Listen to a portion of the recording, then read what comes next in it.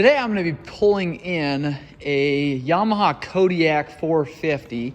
I'm going to let you listen to the noise on the front end of this and tell me what you would suspect the problem is. We're going to actually take and resell this four-wheeler. I've obviously got to do something about that flat tire. We've got some front end noise. You're going to leave comments below on what that problem is. We're going to go ahead and service it. We're going to make sure this thing is good to go. Then we're actually going to sell this one. This is a 2006 Kodiak 450. It's got the digital dash on it.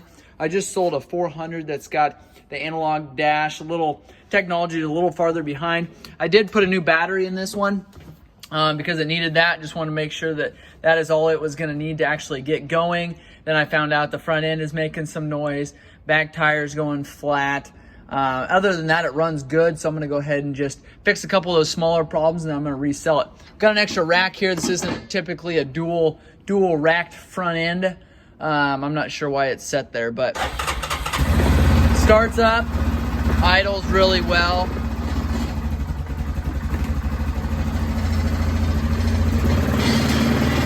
I'm going to take this off here so you can hear it a little bit better.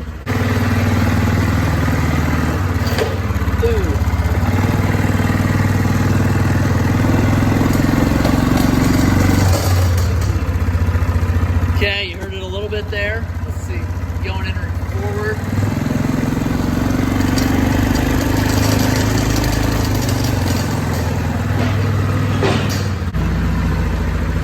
Gonna pull it down here. Look at that front wheel there. For those of you that thought this was a CV joint issue, I'd let you look at that front wheel and make your next guess. If you guessed front wheel bearings, you have guessed right. I actually bought brake pads for this. I thought maybe those brake pads were completely worn, and it was metal on metal. I pulled that front end after I ordered those brake pads and realized I had some serious wheel bearing problems. So I'm going to go through and show you how to do that. I'm also going to go through and service this four-wheeler so you've got an idea there. I'm going to ask for suggestions on this rear tire here. Do I put a new set of tires on there all the way around? The fronts are worn. They're not terrible. They're obviously the stock style tire. I don't know if they're actually stock tires on there. The rear is not stock, but they are fairly worn, but this one here is going flat. It looks like actually a dry crack in there. It's not a hole that can be repaired easily. So I'm going to need to put something on there for tires. I've got new tires, I've got used tires, I've got complete sets, I've got one tire. What would you guys do if it was yours? Let me know those, and we'll go through and replace wheel bearings at this point. All right, we're going to be replacing wheel bearings in the Kodiak 450, the front wheel bearings here. And I've showed you what it sounds like. I've showed you what that front wheel looks like. We've obviously got a severe case of wheel bearing failure, and I'm going to go ahead and pull this rim off. 17 millimeter lug nut, and that rim is off. Not a lot to that. Underneath there you'll find your hub here, your brake disc, your brake caliper, your brake hose, upper A-arm here, lower here, shock that's fully adjustable. And I've gone over components on this four-wheeler. Check my channel for those. We're going to go ahead now, remove this cap. Behind this cap, we're going to have a nut that's got a cotter pin. It's supposed to have a cotter pin running through there, but it doesn't. So go ahead and pull this nut off of here. We want to make sure that we put a cotter pin on there. And then we've got 12 millimeter bolts here holding that caliper on. One on the top, one on the bottom there. Remove this caliper, and that just slides right off. You can check your brake pads at this time, see if they need replaced. These are actually in good condition.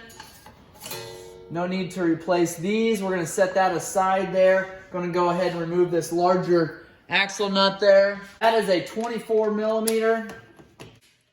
Get it going the right way. That helps. Again, now we can take and pull that hub off. A lot of times when those bearings go bad, they'll actually seize onto the axle here, and you'll have a hard time getting this axle out of there. Evidently, that's not the case here. This axle seems to slide back and forth fairly easily. Now the next thing you do is pull the cotter pins off of the tie rod here in the upper and lower A-arm. So take your side dikes and bend those cotter pins, just straighten them out as best as possible, and then you can take and slide those out of their hole there.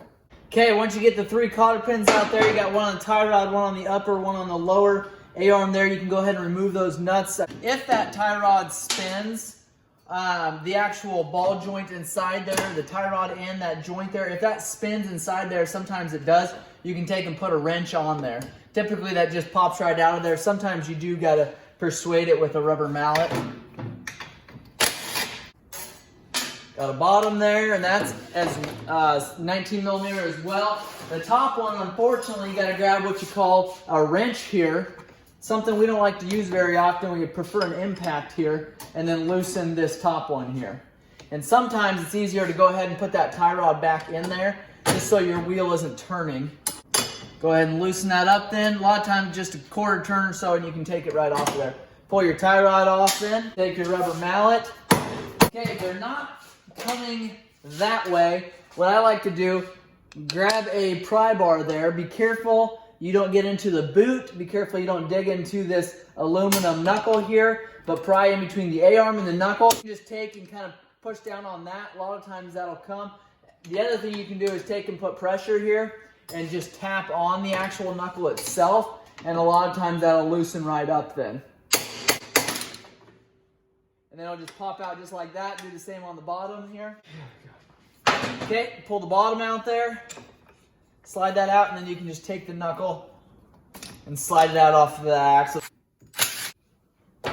Okay, then that caliper and hose is off of there. Now we have our knuckle here. We've got balls falling out into our hand all over the place. So they are certainly ready to come out of there. Okay, got the bearings removed here, and went and grabbed the bearings from the freezer and realized that this company here sent me the wrong bearings for the 06 Kodiak 450. So now what I'm gonna do is get up on the lift here. Gonna see if I have a used four-wheeler here with the correct good knuckles on it. So I'm gonna lift it up here and check it out. All right, go for it. What I'm after is up here, and the boat was in the way. So I just thought I would take a jack up here, and I'll be able to tell if I have good knuckles and bearings in this one. If I do, I'm just gonna pull this one down. I'm gonna pull the front tires off of there and grab those knuckles off of it. But I had to find help to get me raised up here, because I didn't want to have to crawl up here. It's a long ways up. I'll be up here. Keep going up. The key is don't look down. All right, that's good. All right, I've got the correct bearings here ready to go in this knuckle on the Yamaha Kodiak 450. On our last video, or on the first part of this video, the bearings that they had sent were the incorrect bearings. They also didn't include the seals here. So I got an entire kit. This is for one wheel. It came with the 2 different seals, and then the bearings are the same here. I've got my bearing installer here. It looks like this, and you can swap out the ends, put different sizes on there. You've got the correct size bearing installer here. You want it to slide all the way down in there. You also, if you have to have a 2-piece deal or a 2-spacer deal like we have to on here, you do want to make sure that that fits through your bearing there. Just kind of holds that in place. Now you can see there we've got a center collar in this hub here. Clean this up really well, and we just wanted to make sure that our bearing goes and sits all the way down into that center stopper there, that center spacer. And now what you can do to help these bearings go in there smoother, if you take and put these in the freezer as soon as you get them, and a couple hours before you're ready to install them, it actually shrinks down that metal, this aluminum housing here. If you heat that up, it kind of does the same thing, but you want to make sure that you get in there straight. Again, make sure that's all cleaned out. Grab your bearing installer here. Make sure you've got a solid surface to pound on and a good size hammer. You want to make sure that you try to go in as even as possible. And that last hit there, typically you know when it hits the hits the mark where it's supposed to be because it feels a whole lot more solid. Then just take and put that seal in. What you can do is take a little bit of grease, put it around the outside, make sure that slides in there properly. You also want to make sure you put a little bit of grease or lubricant on the inside here so that when you slide your axle in and slide your hub in, that just slides through smoothly there. Once you get your seal flush with that outer hub there, that is as far in as you need to go. Flip it over and do the same. This side's a little bit easier because you've got a solid surface on this side to tap against.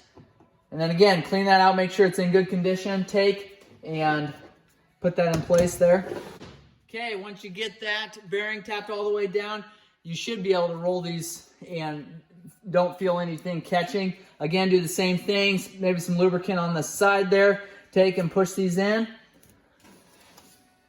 You want to be careful with this one. If you take and put too much pressure on this lip here, you want to make sure you don't rip it. So I like to try to get underneath of it there and press it down. Push that one down, it'll touch that bearing there, and that's as far in as you need to go there. So now we're ready to slip this back on the four-wheeler, and we're going to be all set here.